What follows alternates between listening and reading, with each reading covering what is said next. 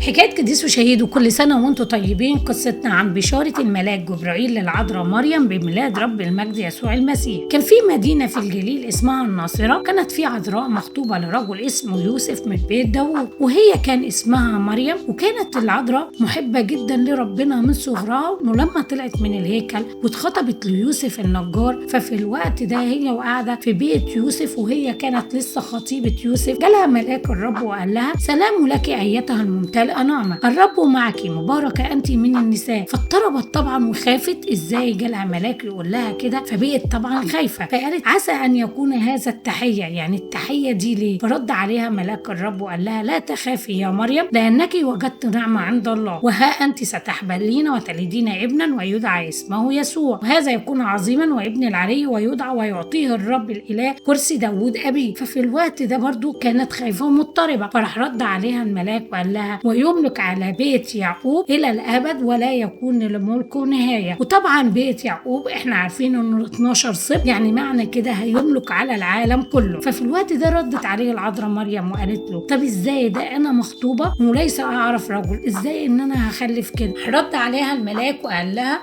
الروح القدس تحل عليك، وقوة العلي تظللك، والمولود الذي يولد منك يدعى ابن الله. وهوذا اليصابات نسيبتك حبلى وهي عاقر، وهي كمان كانت في شيخوختها وفي الشهر السادس. ففرحت طبعا العذراء وقالت في الوقت ده: هوذا انا أمة الرب، يعني انا عبدة الرب، ليكن لي كقولي. ومضى بعديها الملاك. ودي كانت بشارة الملاك للعذراء مريم بميلاد رب المجد يسوع المسيح. وبركة الايام المقدسة تكون معنا، ولربنا المجد الدائم للابد امين.